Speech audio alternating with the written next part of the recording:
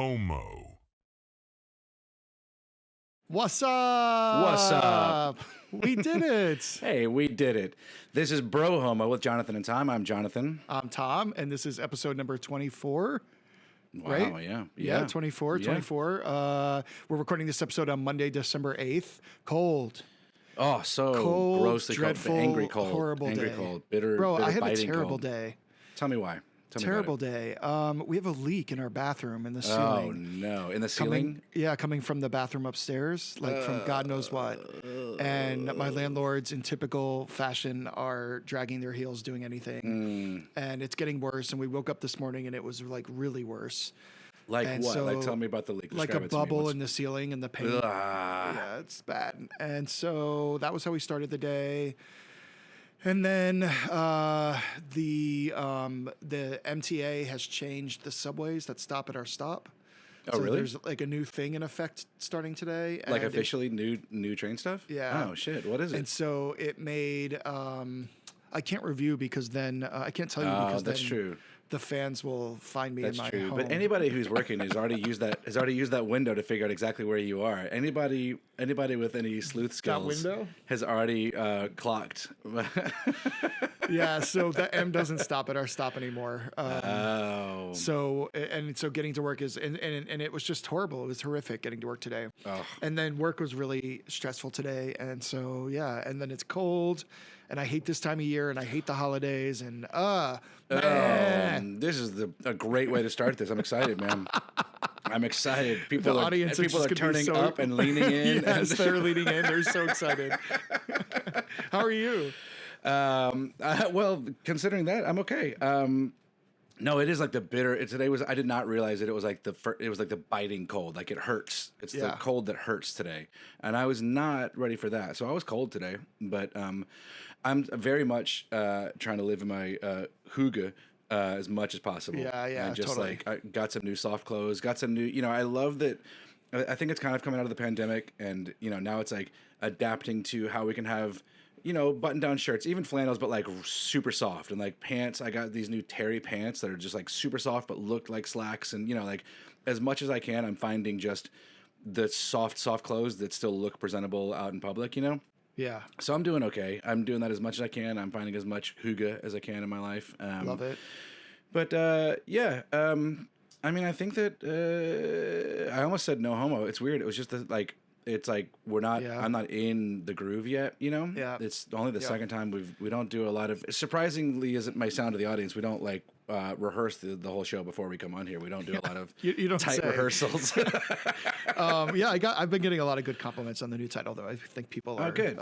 Good. People agree that it's better. So yeah, moving forward, we're happy about that. Yeah. I like that I like it, and it really grew on me very quickly. And there's a world in which, like, if it had come up sooner, we maybe would have done that from jump. Who knows? But I also like that we went through the process of starting with no homo, like in the questions it brought up, and the the answers we gave and the responses we gave to that, and why we were like mindful in that, and there was a point behind it, and it like did the right thing, and then we moved away from it. We're on to our bro homo era. I love it.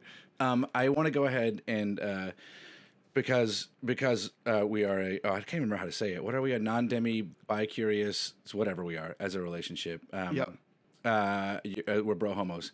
I want to confess something that I did not confess before, and it was not on purpose. I just forgot to tell you, but I did step outside of our exclusive relationship last week. Excuse me? Yeah, I know, and I'm sorry, and I really did not hold this back on purpose. I just forgot to mention it, but I went on another podcast last week. I was a guest on. I know. What podcast? It's called Love Take Two. It's with some friends of our Jamie Kelton. Jamie Kelton, who does the Queer Family podcast, and Jose. Oh, what is Jose's last name? He's NY Gay Dad on Instagram, and he's really fun. He and his whole family are a lot of fun, and he's like, so they each have their own careers as content creators and as podcasters, and they've come together. I think they fucking came together at a podcast award ceremony. I'm sure they know each other, but I think they were winning awards at whatever, and we're like, we should do something together. And they're in a studio. They're in a nice ass studio too, man. Wow. It was And it was like 26th Street, 28th Street. Yeah, West Side, like is that FIT area? It was nice. Whatever's over there, it was nice. And it's like there were like tracking cameras. There was like everyone had their own camera. Wow. It was like a really nice studio. Of course, I was like way late because I don't take the trains anymore. And there was I got on the train that was closest for me, and then there was just like a emergency brake pulled at the stop before Manhattan, and so nothing was moving. So I had to get off that train, run to a different train, be way late. But it's Love Take Two. It hasn't started yet. I'm not sure when it starts. In typical bro homo fashion, I have very few details. But as soon as I get them, I'll let you know. And it's like a kind of a second act. It's like the two of them and like how they've reinvented themselves. And I went on as a former actor, current dad, and podcaster, and whatever else. And it was a lot of fun. Dad, like it might not continue. At the moment. Yeah. At the moment. All right. I mean, I forgive you. I thought you were going to say you like hung out with another gay dude or something. And I was gonna be really mad, come on. But okay. Come on. Yeah. Come on. I already know you cheat on me with podcasts. You've done it before. It's fine. I'm going to do it again this week too. Thursday this week, I'm going to do it again. Yeah. I'm going back on James Bullard's podcast, Radical Joy. So, yeah, okay. Well, sometimes once they get a taste, once you go bro, you never. That's cool. I'm just here on this podcast. Getting all the compliments. Just doing this no one says anything to me. No invites. No one says anything to me. I don't. You're getting all the compliments for that. I'm glad that people tell you they like the new title. I don't want to do other podcasts. It's cool. I'm not even interested. I'm good. Don't even ask. I know you're not. That's why I don't ask. They beg for you. They say, please, sure. We're calling you so that you can get Tom. And I say, he doesn't want to do it. He's busy. He's not interested. Thank you. Yeah, please field all that. I forgot something last week too. I forgot to mention that last week was Fish and Chip's first birthday. They're now 1 year old. They're officially adults. They don't eat kitten food anymore. We maybe cried a little bit when they transitioned to their adult food. They got a DJ booth, a DJ turntable for their birthday. You could put some catnip in it. They already tore the fader out. It's a little ball that you're supposed to play with. They're basically destroying it. So I don't know. It may not still be here the next time you come over. But oh man, I understand that. Happy birthday, Fish and Chips. Happy birthday, Fish and Chips. Yeah. Are they already shut out for the night? They're not going to come in.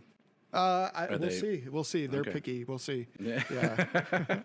In their older What else is going on in your life? I'll tell you, man. Today, Monday. What's the date? Monday, December 8th was my son's first theater audition. His school is doing a production. Whoa. Yeah, he's in first grade. They're doing Beauty and the Beast Junior. And we saw Finding Nemo Junior at their school last year, and it was pretty fucking good. For an elementary school show, like. I did Winnie the Pooh in kindergarten, and we did little things in our school, and I felt good about it. But we weren't doing the Broadway Junior productions of anything, and like this is a full thing. So I don't know. They gave out the book of characters of roles that were possible, and like said like choose whoever you want to audition for. And he was like, oh, I want to audition for the Beast, and I'm like I don't think you do, bud. Like sure. Love it. Love the energy. Let's just like discuss this. And even Jen did a good job of saying like, it's probably going to go to like one of the older kids, and this is your first time, and you're younger. So what about like Chip? So he read for Chip, as did every other first grader who auditioned. So who knows? But it was a blast. It was really fun, like helping him get ready for it. But also I was very, and you've been watching this since, well. I'm not sure we've talked about it much on here, but Caleb was a baby model. He was a Gap baby when he was 6 months old. So you may have seen him on TV or in magazines or on posters in malls around the country. But I've always been very aware of loving that, and it's so cool for me to get to like help them experience that, but not wanting to be a stage dad about it and not wanting to be Papa Rose, I guess, whatever, But like. There's a few little lines to learn, and he memorizes really well. So he had it memorized.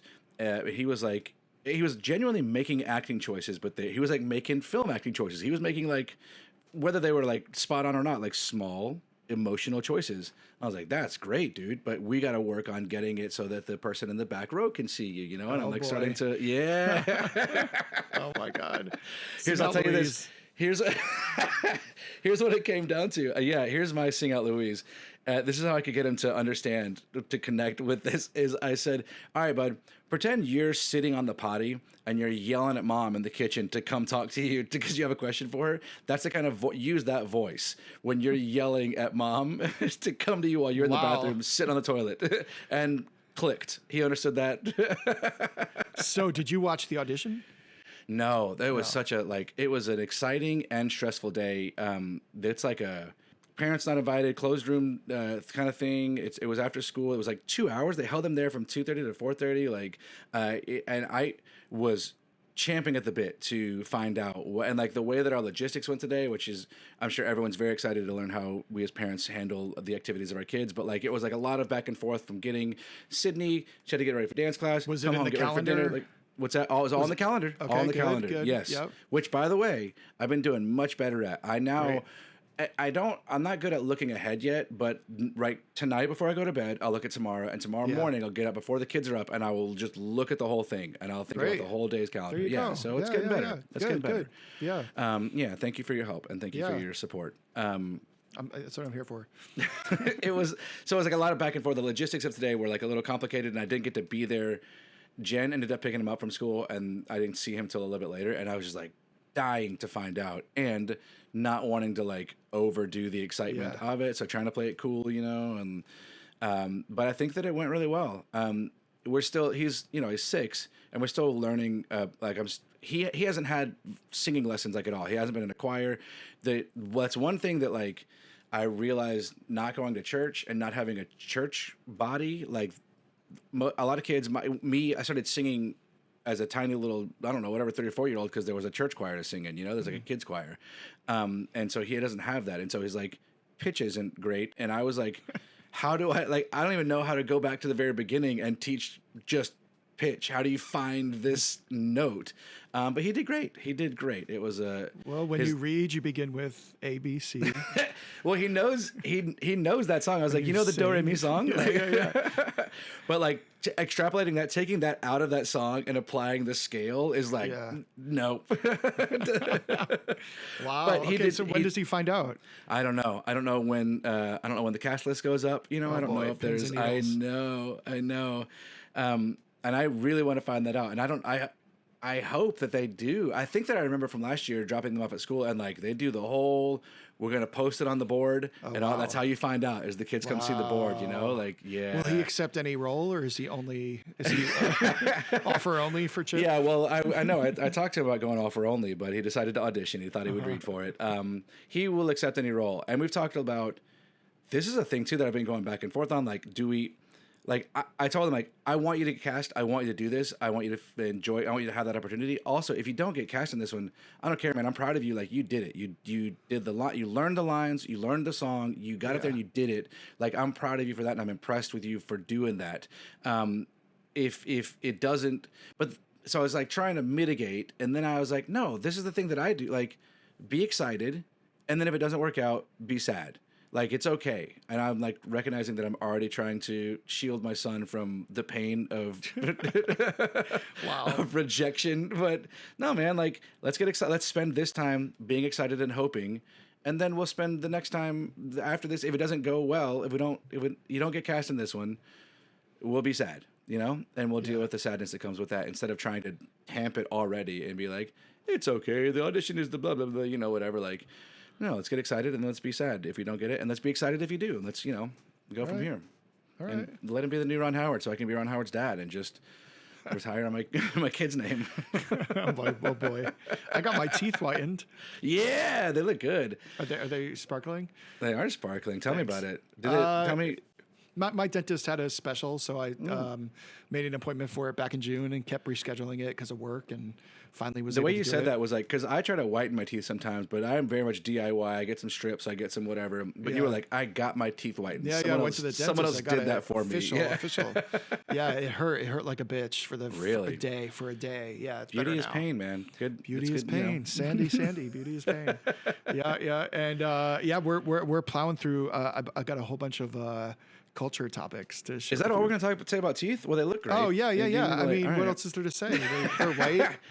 They really hurt. So it wasn't like a laser thing. A friend of mine one time got like a laser whitening, and it fucked her mouth up. She had like blisters. Like her mouth was, it looked like she had like burned her entire mouth. They separated the lips and like put stuff in to like protect the gums, and then they put like a gel on it and then put a light right up to my mouth, and then they took it off after 15 minutes, reapplied, did it again, and then one more time. So and when you said it hurt, I don't think it's there like, was a laser. No, okay. It takes off like the top layer of the tooth or something, and so then like your nerves are exposed or something. It takes about a day for it to come back. Yeah, if I breathed wrong, it was like, ooh, yikes. Okay. Yeah. But they look great, man. Worth it. Thanks, man. Thanks. You know, just trying to impress you. I'm trying to look as good as you do right now, which is the best you've ever looked. No, stop. Yeah. I thought that as soon as you signed on, and I just needed to work up the courage to say it. So I could check that off. That's always been the thing about you. I wish you'd come out of your shell when it comes to complimenting me and men in general. It's just, yeah. You know, it's a shame it takes you so long to work up the courage to say that. I'm glad you could say it. It was those pearly whites that made you feel like you feel confident in saying it this time. Yeah, you look great, man. You're very lumbersexual tonight. I like it. I'm you know, the New York Times said don't go outside today. It's very dangerous. So this is my hugga look. Hugga. Yeah. Correction corner. I already correction cornered that once. I also started another round of Mind Bloom last week. Ooh, okay. Which I've told you about before. Mind Bloom is a ketamine treatment for depression. And this is like the fourth time I've done it. You know, I've talked to you about this before, but I haven't talked about it on the podcast yet. No, you've never talked to me about it before. We do all of this the first time on the pod. That's right. No, but this we've talked about. Shush. Mind Bloom is amazing. I did it for the first time in 2020 during the pandemic, which was an appropriate time to do it. They mail it to you in the mail. You do Zoom sessions with a clinician. And it's pretty. I was like working through something in the pandemic that I was having a hard time working through, and Mind Bloom completely solved it for me. Like in one, it was like the second session was the one that did it, and it's very calming. I found it to be very centering. Every time I've ever done it has been this time of year, so it just felt like. And they were doing a sale around Thanksgiving, and I was like, you know what, I'm gonna sign up again. So I'm trying to work on my anxiety. I feel like I carry a lot of. This is a lot of information for the listeners, but carry too much anxiety, more than I'm comfortable with, and so I'm trying to work on that. Not so much depression, but yeah. I did my first 2 sessions. Do you want to talk through the process at all, or no? Is that just what you want to tell us? Yeah, well, now it used to be lozenges that went into your mouth for 7 minutes, and then you spit out whatever was left, and then it basically like puts you in a K-hole. So you have to have someone home while you're doing it, and then they prompt you through journaling before and setting an intention, and then there's different music that you listen to, and you can pick which one, and there's a little speech at the beginning or some sort of recording of something pretty cool, sometimes profound. It's about 45 minutes to an hour. And it just is, it takes you somewhere very sort of peaceful and floaty. You put an eye mask on, you lay in the dark. It makes your body very relaxed, and your mind just kind of wanders.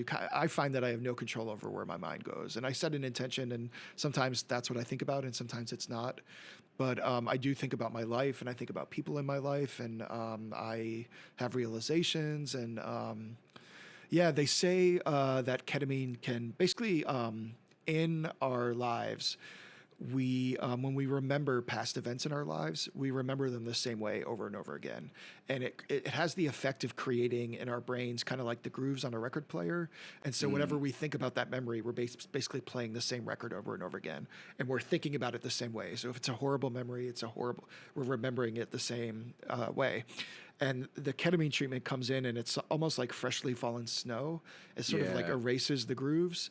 And so then it's like, I think they call it neuroplasticity. It sort of creates a neuroplasticity in the brain. And so then you can look at things that have been bothering you, or memories that have been troubling, and sort of come at them from a new point of view. And I did find it to be that way for me. It's like, sometimes if I'm remembering a memory, it's like replaying in my mind like a movie, and then the ketamine allows me to just like, move the camera over here and be like, that memory is not that bad. It's been pretty transformative. I highly recommend it. And great. Yeah. In the new year, let's look at getting Mind Bloom as a sponsor. What if we came out of the gate with like a ketamine sponsor? Oh my That'd God. Be awesome. You love to hawk wares. What the? I love that that's where your mind goes. Of course, it's where my mind goes. I'll get you. We'll try to get it for you for free next time, or get someone to edit. I'm this in denial so that I live in a capitalist society. Basically, yeah, I'm in denial about it. How's that working out for you? Very well. Very well. Can I talk about my culture stuff now? Please do. I'm so excited to tell you about, well, first of all, morning show. I finally finished this season. Yeah. Which we said we were going to talk about. You were right. The ending is so extra. Yes. Extra. So extra. So fucking extra. Like what? It's like they had, you know what it is? It's like the annual budget, like it happens in Q4 a lot. Everyone's like, oh shit, if we don't spend the money, we're going to lose it. We won't get the same budget next year. And I feel like they came down to like the final third of the season. And they were like, we have to go huge. We have to do something giant, even though it doesn't really, it's not warranted at all. Yeah, totally.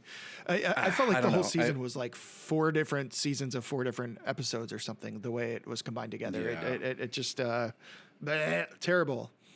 Yeah. Good. Well, I don't know if you know what else to say about it. There's nothing else to say. I do think that Jennifer Aniston's great. I think that she still holds true to what she can do. I think she's really good in the show. So I will give a compliment there. And I do love how wacky and weird Billy Crudup is. I think that he's just such a fun Looney Tune of a dude. For sure. He just got a Golden Globe nomination today for it. Really? I didn't know. I haven't seen the the Golden Globes. They snubbed Wicked. That's the big news. Ooh. Wicked did not get a Best Picture musical comedy nomination, but the girls both got nominated, and the 2 new songs got nominated. So it's not empty-handed, but yeah. But still, that's like a statement, though, right? Yeah, it's bad because the Golden Globes they divide the drama and the comedy. Yeah. So for Wicked to not make it in the comedy at the Globes is not good. Yeah. We finally watched Weapons. Have you seen Weapons? No, but tell me a little bit. Not much. Yeah, not much, scary. I don't want to ruin anything for you. Scary. Okay. Good movie. I watched like 80% of it because I was like this. I got scared. Yeah. Okay. But it's good. It's really well done. There's a performance in it. I don't want to spoil anything for you. That's pretty incredible. And it's a pretty good horror movie that I think has something to say about our culture and capitalism. No guns. Oh, sure. School shootings. Okay. Yeah. All right. And then Heated Rivals. Do you know about this? Only that Queerty talks about it sometimes on Instagram. I don't know anything else about it. Do you follow Queerty? Yeah. Woof. All right. It's a Canadian show based on maybe a Canadian novel series of novels, a gay series of novels. About hockey players that have sex with each other. Wow. Yep. Okay. And it's super hot. It's on HBO. It's on some channel in Canada, but HBO is the American. Okay. Are they like already in it, or is it like a suspense erotica will they won't they kind of thing, or is it like from the gate they're like we're banging and it's a little will they? I mean, I've only seen 2 episodes, but the first 2 episodes there's some will they won't they, and then there's some do they ever? Yeah. I mean, it's kind of trash, but it's so fun and it's so sexy and it's what you want, right? You want the story of porn. You want this is exactly this is right up your alley. Yeah, good, man. It's good. I can't wait to watch the new episode. And then we just watched the whole P. Diddy, Sean Puffy Combs documentary on Netflix. Have you watched it? No. Dude. Is it worth watching? Yeah, it's worth watching. Is it worth watching? Because I don't need to be convinced that he's a monster and that all that stuff happened. Like, is it worth watching? I don't know. It's just a good documentary that I learned a lot from it. He is a monster. I'm sort of convinced that he's gay and angry about it, and that's the source of all of these problems. That was my takeaway from it, and it makes me just think about Republicans in general. And I don't know if he's a Republican or not, but there's often Republicans are the first to anti-gay stuff and conversion therapy, and then they're the first to get caught with all kinds the ones of getting caught. Yeah. Every time. It's but this is like. Usually in that way, it's like, it's such a cliche, but it's like when you're pointing one finger forward, there's 3 pointing back at you. But like, that's what I feel like all these like Republican politicians are that are like gonna and then they're trying to get blown in bathrooms or whatever, or they're like got child porn going or whatever. Like he was so aggressive, and I guess fill me in because I only know like broad strokes about Diddy, but like it was aggressive. And in an assaulting kind of women kind of way, right? Like it was like a domineering assault. Yeah. So there was no righteousness to it. It was just like it was like full throttle into the hetero world because he was mad about being gay or like. I mean, that's not what the documentary says, but that's my read on it. Yeah. Yeah. Yeah. This is 50 Cent's documentary. Yeah. Okay. I only know that because he's out doing interviews, and I read, I don't know if this is true or not, I just love it. I love it for the drama of the world. I don't care one way or the other, but it seems fun that he did ABC's interview specifically because they play that in the prison. I heard that. Yeah. And then it hints at, obviously, we've heard this before, that Diddy was involved with Tupac and Biggie's murders, which, if it's true, it's just also crazy and like... Shakespearean almost, if that's true. And like, I don't know, it'll be interesting to see if this whole thing takes him down or he reinvents himself. Cause he is like, he does seem like he was a really hard worker and like a go-getter. And, you know, he worked hard for where he got. That is very clear in the documentary. And so, and he always kept reinventing himself. It'll be interesting to see if he's able to pull a rabbit out of the hat and do it again. But I mean, how long is he away? It's supposed to be 50 months or something. Oh, okay. With time served or something. Okay. So, all right. Yeah, I don't know. All right. The only bit of culture I want to throw in is I've kept up with Pluribus, and I just want to say there's this one moment in episode 4 where she takes some drugs and films herself like to see what happens. She's doing like research on this drug thing she wants to figure out, and I think that. And she carries this show, like whether she carries it well or not is up to the beholder. But like this is about her, you know. Sure. It's like ensemble and her, and there's a lot. So a lot of it is asked of her in this show. But this scene in particular, it's just like go through the stages of being on a drug that we also kind of have to make up how this drug works, you know. And that's always tricky. And I always get a little bit nervous for actors who have to be fucked up on, especially on something that like a wacky something. Yeah, and it's a made up thing. Yeah, well, I mean, whatever. I guess spoiler if you're still watching, and haven't seen this part, but it's like a truth serum. It's an injectable truth serum, but it goes like it's not just like now I have to tell the truth. It's like she trips, right? So it's like a whole trip to kind of get you to this place of like you end up just spewing honest things.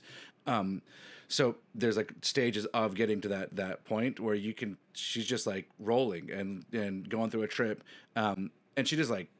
Does a really good job. And when it's, you know, when you want to make TV out of it, it's like some of those moments need to be funny and some of them can be poignant and like but like all of it has to be genuine. All of it has to be convincing, or like, to me, that's one of those really easy spots to see an actor work is when you see someone on drugs, you know, or whatever, or drunk or whatever.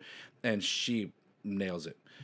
So I just want to give that show and that performance a little bit of credit since you were so quick to dismiss it. Yeah, I didn't like it. So are you liking it?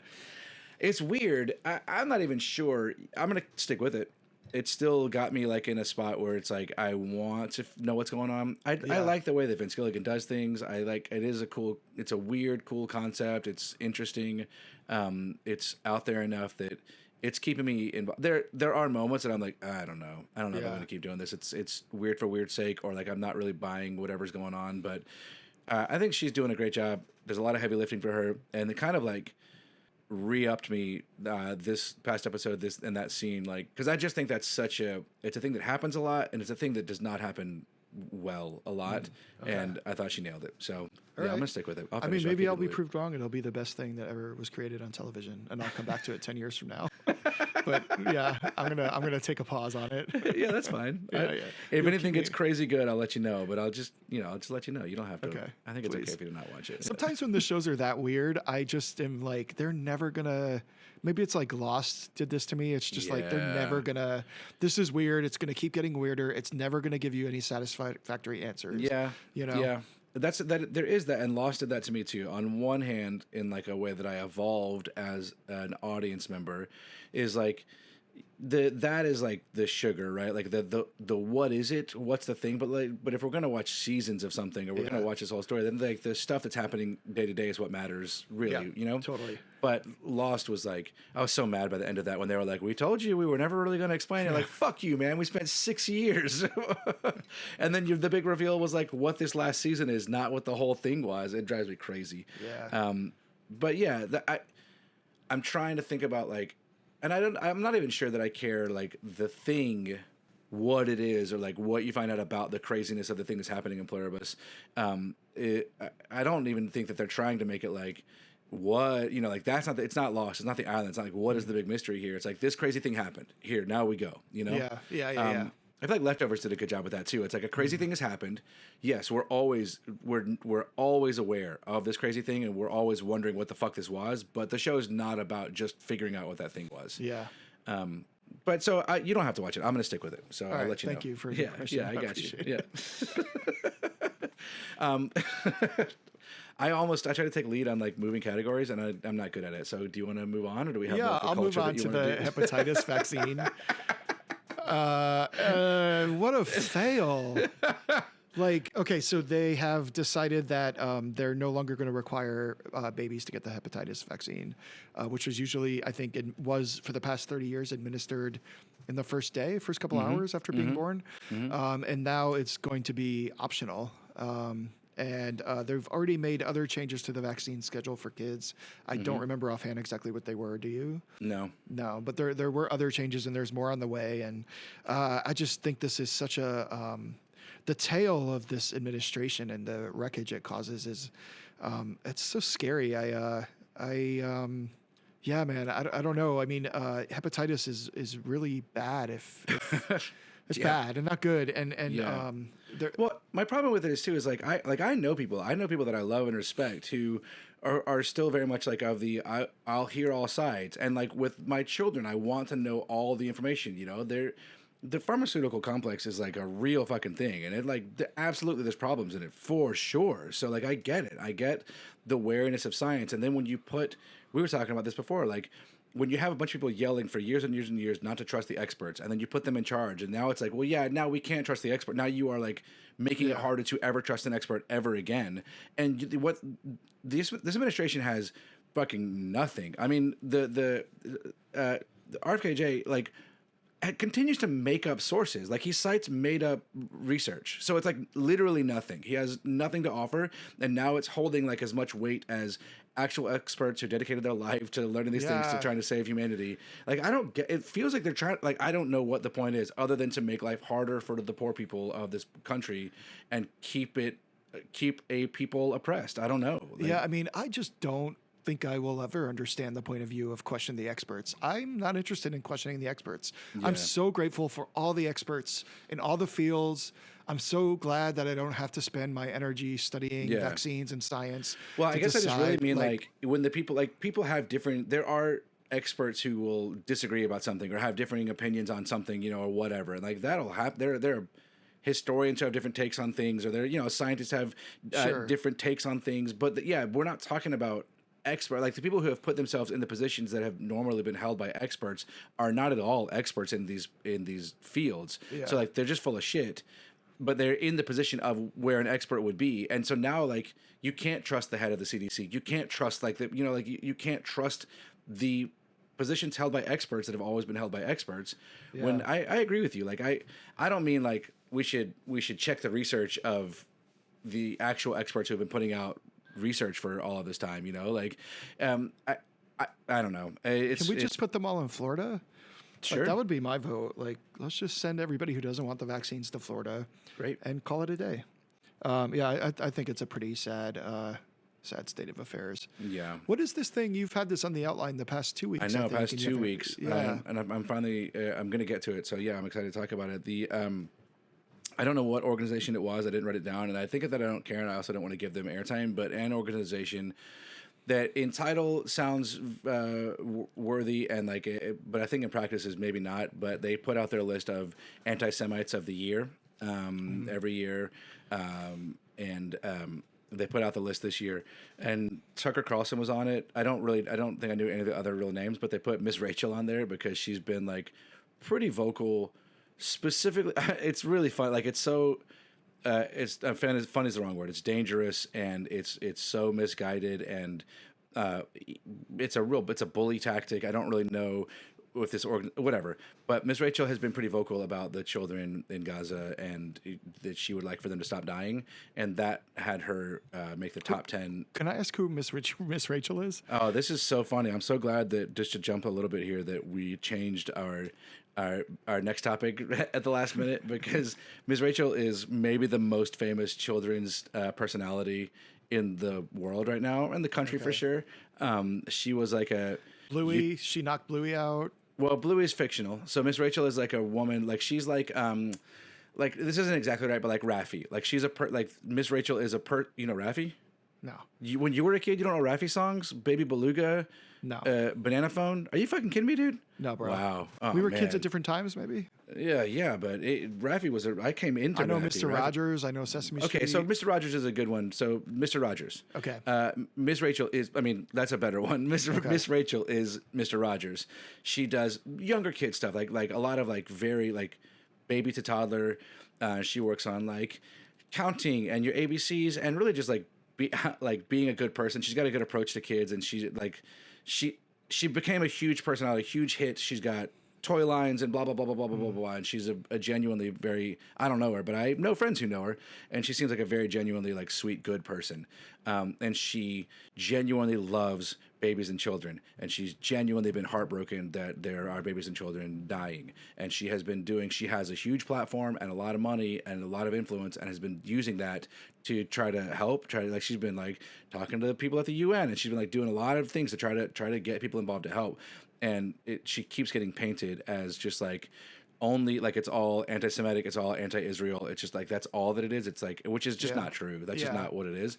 But the only silver lining in her being on this list for me personally, the silver lining I can find is that Nick Fuentes did not make the list.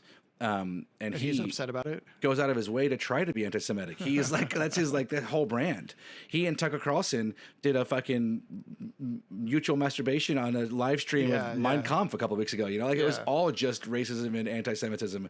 Yeah. And I just think that guy. There's been like articles recently about Nick Fuentes being like becoming more mainstream, dude. Maybe, and I guess it's worth keeping an eye on because the fringe stuff you got to keep an eye on. But nobody respects that guy. That guy gets no time. He couldn't even make the anti-Semite of the year list. Like that guy is so forgettable. So anyway, that makes me happy. Which is I will bring up again, Nicholas. If this ever makes it to you and you want to get together for a live stream charity boxing match, I would be happy to fight you. I'm married to a Jew, so you get to fight a Jew lover if you want to go on TV and fight for charity. You know, nice. I don't condone violence. I don't have any opinions about this topic, as you know. So, well, based on the qualifications it took for Miss Rachel to be nominated, I thought maybe you would also be sad that you weren't nominated. No, it's I don't actually. Yeah, I just don't know what to say. It's a tragic, horrible. Yeah, situation. I don't know what the organization is. It's a very specific thing, and it really is just like this is not a bigger statement at all. It's just I love that Nick Fuentes can't even get on a list of the thing that he probably cares most about. Yeah, sad. All right, well, so should we talk about our topic that we changed at the last second? We should talk about our topic. Yeah, so we were prepping this recording today, and we had a different topic in mind, and then you brought up. You guys had plans this past weekend, and I asked if you had a sitter, and that led us into talking about how when people have kids, their lives have to change, their social lives change. That's not what you said. Say what you said. What did I say? I don't remember. What did I say? No, you talked about what you and Andrew would say. Yeah. Like a former friend of mine, we would. Around the time of our late 20s, everybody was having friends, and everybody was having kids, and we would talk about how, if someone said that they were having a kid, it actually meant for us that that friendship is like we can say goodbye to that friendship as we knew it, and so we would grieve a little bit selfishly. And to be honest, that's something that I've experienced every time a friend of mine has had a kid. And so, which I'm sure you've experienced too from friends that had kids. Yeah, it happens. I mean, the only way that changes is then you have a kid, and then your kids have, like that's part, like that's, I mean, it's, yes, you lose some friends. You also get closer to some friends because like you have friends that you were like cool with, and then you end up having kids on the same time, and you end up being close friends because you're like, our kids, let's put them together. And well, at least for the first couple of years, like they don't have an opinion. They're just around another kid. They're parallel playing, so like they can entertain each other, so we can hang out, and you end up like growing new friendships, and that's how like moving forward. Like I'm having to actually like start being a little more personable at drop off and pick up because I'm realizing like these parents are my new friend pool, and there's part of me that's like, I don't care, man. Like I'm not trying to make. They all seem lovely. They seem like good people. I'm just like not trying to make friends, and that's this weekend is I was realizing like I don't have a lot of friends left. There's just part of it I think is the pandemic and the world these days and like the remoteness of the world. But yeah, I mean kids change that. There's like that's certainly a big change, and like we always have to. I don't know. What do you think about? We didn't prep this at all. Like, I think that we try hard. I try hard. Like you personally are the top of the list of people I try with. Like however much it does or doesn't work. I mean, we for sure. And I mean, I wish I saw you more socially outside of the podcast, but I do think that we try. But the same can definitely not be said of my other friends with kids. I mean, every single one I've, that's just sort of been like the nail in the coffin. Not like the friendships ended, but any sort of like continuing working at it. And it's like, I think not having kids, but, experiencing my sister's kids and babysitting the few times that I did. And I understand like how much I can imagine, I can empathize how much it takes over your life and becomes your life, and that there is no other time. And probably you're not being a good parent if that's not the case, would be my guess. Yeah. As the other side of it, you often feel the pressure of like, it's totally on me to keep this friendship going. I'm the one who has to like reach out and bring gifts to the baby. So many gifts. The straight people need so many gifts. You need you're getting married, and then the girls invite the gays to the gays do not want to go to the bridal. What do they call them? The little preview. I don't know, I'm not invited. Yeah, no, it's like bridal shower. Bridal shower. One? Gays do not want to go to that. You got to get a gift. You can't say no. You got to get a gift for that, and then you got to go for the wedding. You got to get a gift for that, and then baby shower. You got to get a gift for that. Take the cross off your back. Just don't go. You don't have to go to it. It's so exhausting, the amount of money you have to spend if you have straight friends that pursue heteronormative lives. It is exhausting. God forbid. And then all the gay people want to do is get married, and we're not even sure we get to keep that. Like, it's just exhausting. But yeah, I did find like it makes me sad, but I also like so happy. You're so happy for your friends, and it's amazing to see your friends grow when they have kids, and obviously all of that is true. And so it's just like the ebb and flow of life. Like it's more like a grieving of when the announcement comes that there's a baby. It's like it's a grieving moment. It's a recognizing a passage of time is like over, and you didn't even know that it was about to be over, and it's over and it's done, and you can't get it back. And I don't know, I think it's a little sad sometimes. Yeah, and, for sure, I get that. I feel selfish saying that, but it's my truth.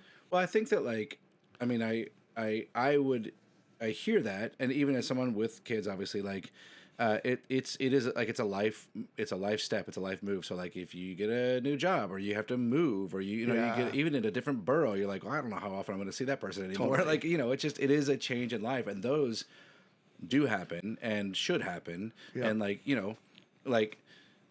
I have groups of friends that I used to do, we would drink all the time together. We go to the bar on the weekends together, and like that was so much fun. And like in my 20s and 30s, and like that was a set thing, and it was a giant group of good friends that we loved doing that with. And like if I was still doing that, I don't think I'd feel good about my life as much. Like, sure. And there is a way to, like, I'm not saying that style of whatever, but like if I was still doing that exact same thing, it wouldn't feel good, and certainly there's a lot of like having kids is not an accomplishment. Like it's just, but that part is biology. Like that is, like it's not, I don't think you need congratulations for like having done something big, you know, but it is absolutely a life change, you know, and it's a, I mean, dude, my brain just doesn't work. It's since having kids, my sleep has never been the same. And the older they get, the easier it gets. But I also spend so much of my time now, like they're very verbal, they're totally functioning young children. I spend more time talking to a 4 and 6 year old than any other person on the planet. So it's like hard. It's like the energy to code switch into adult speak and like be out to do something and like, you know, like make myself present enough to contribute to whatever's happening is like, ugh, it's so hard, just exhausting, which I'm not trying to like, that's not a pity party. It just like is exhausting. Oh, I can imagine. I get that. Yeah. I said something like my brother has 3 daughters and his second daughter was born right around the same time that our son was born first. So like, his first daughter he was the first kid. I don't know how to say this. My brain, I'm telling you, his daughter was the first grandchild, new generation, grandchild. And so when Caleb was born, and I guess maybe like a year into Caleb's life, I was saying to my brother David, I was like, just like it's tough, man. Like I feel like I'm like not as fun or funny as I used to be. And he was like, yeah, you're not, dude. Like you're not. You're tired. You're grumpy. Things have changed. You don't know what's happening in your life. Like, yeah, you're right. You're not as sharp. You're not as funny. You're not as fit. It's, you know, like there is a little bit of like forget to, I try myself to be active.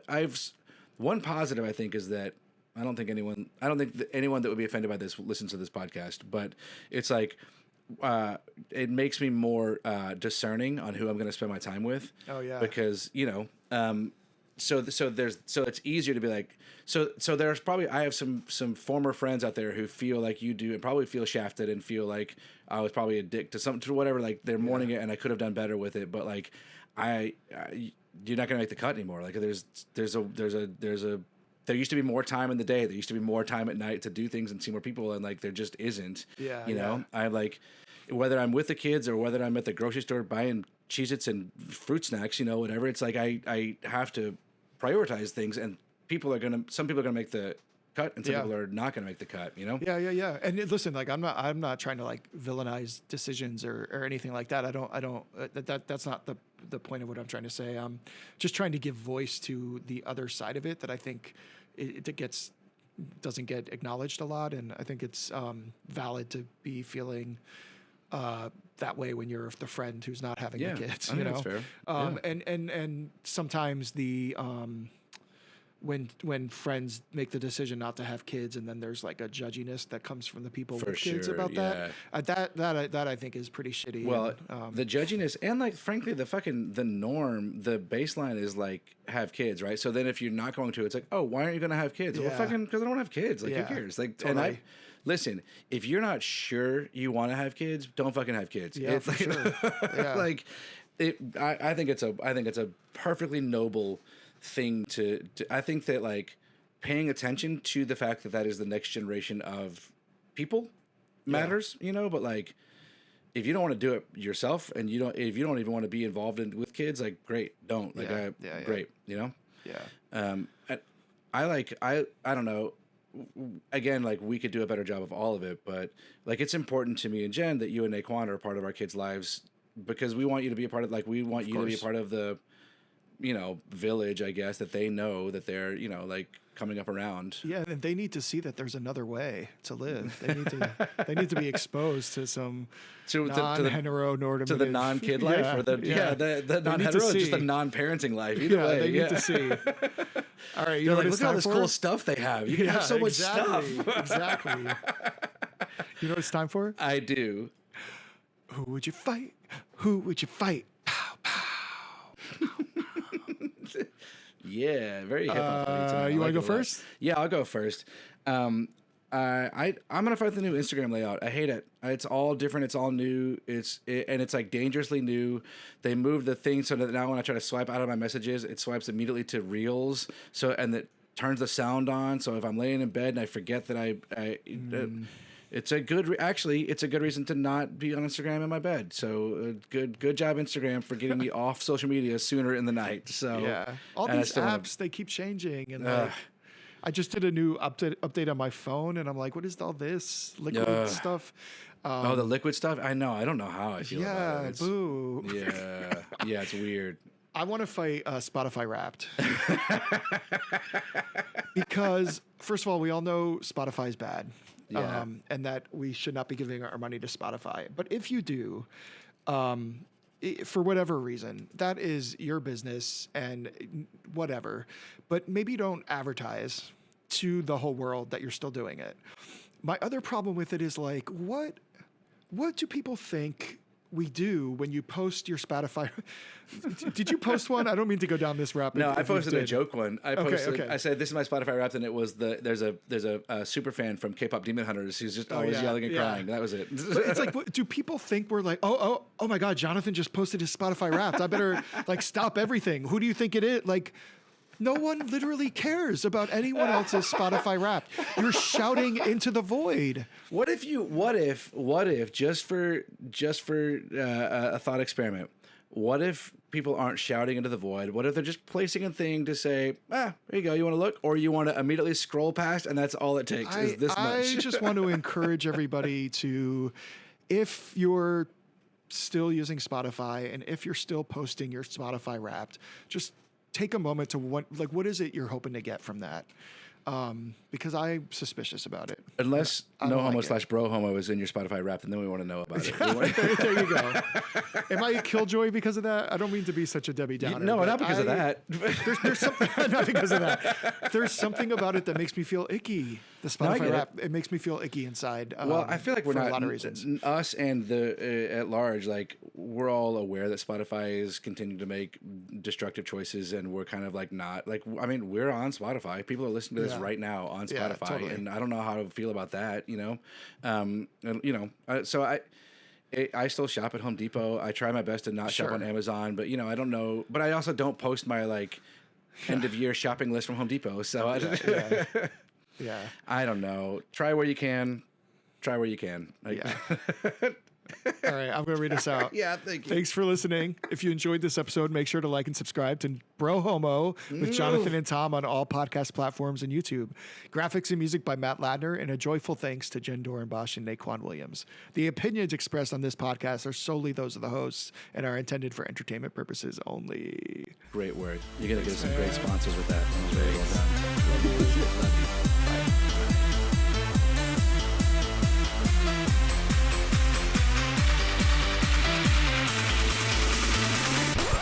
Bro Homo.